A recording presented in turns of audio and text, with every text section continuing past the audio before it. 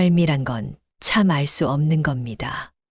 젊었을 땐 내가 언제 병원 침대에 누워 오랜 시간을 보내게 될 거라곤 상상도 못했습니다. 10년 전 갑작스러운 사고로 저는 크게 다쳤습니다. 그리고 그때부터 제 곁을 지켜준 한 사람이 있습니다. 그는 간병인이었습니다. 낯선 사람이었지만 이상하게도 그는 늘 가족처럼 저를 돌봐주었습니다. 밤새 제 곁을 지키고 작은 부탁에도 웃으며 응해주고 심지어 제 짜증과 화도 묵묵히 받아내곤 했습니다. 저는 종종 물었습니다. 어쩌다 이렇게 오래 제 곁을 지켜주시는 겁니까? 보통은 오래 못 버티던데.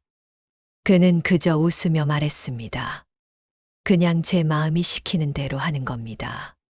저는 그 말이 늘 마음에 남았습니다. 그의 손길은 참 따뜻했습니다.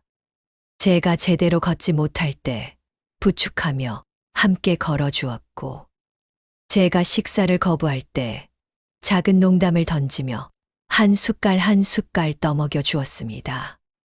시간은 그렇게 흘렀습니다. 1년, 5년, 그리고 10년. 주위 사람들은 모두 놀랐습니다. 어떻게 저 간병인은 10년이나 같은 환자를 돌볼 수 있지?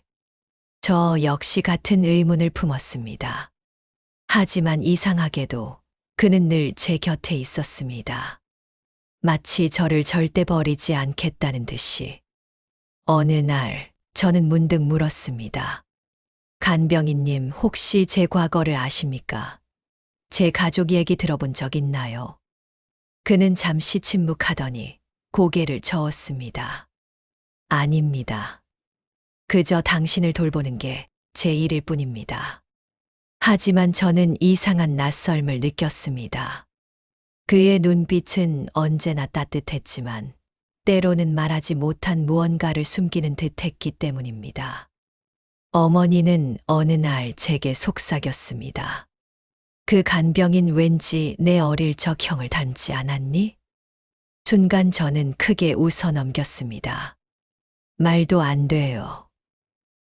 형은 우리를 떠난 지 오래잖아요. 그렇게 쉽게 돌아올 리 없잖아요.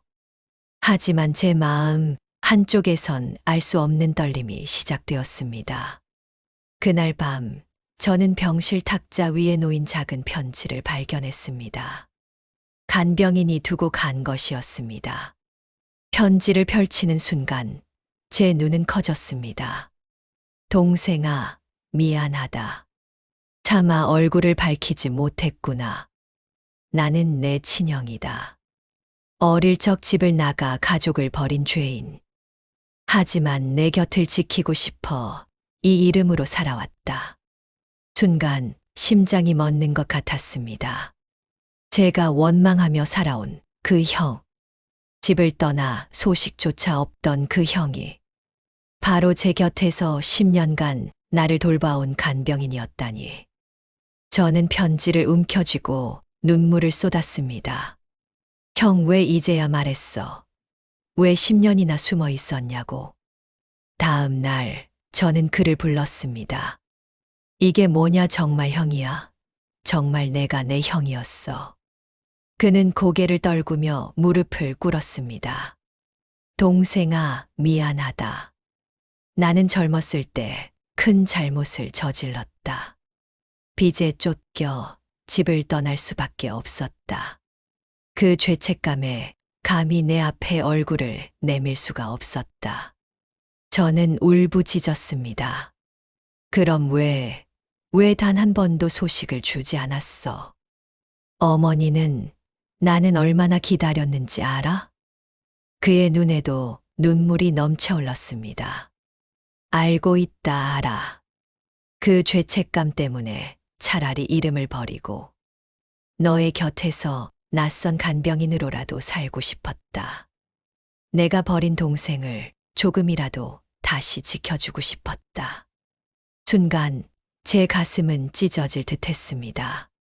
20년간 쌓인 원망이 흔들리기 시작했습니다. 어머니는 조용히 다가와 그의 어깨를 붙잡았습니다. 그동안 원망했다 하지만 이제 알겠다.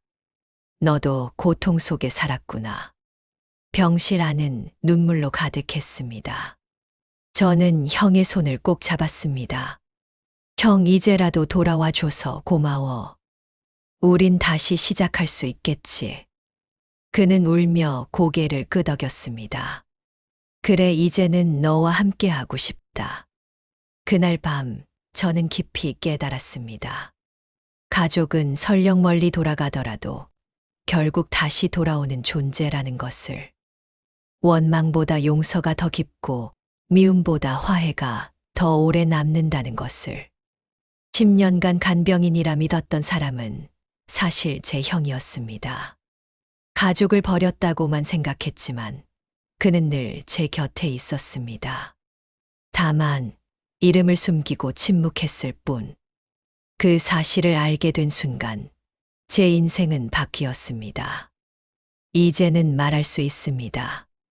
인생은 언제 어디서 반전이 찾아올지 모릅니다. 때로는 가장 아픈 상처가 가장 큰 선물이 되어 돌아오기도 합니다. 저는 오늘도 다짐합니다. 오늘을 원망하지 말자. 언젠가 이 순간도 내 삶의 기적이 될 수 있으니까.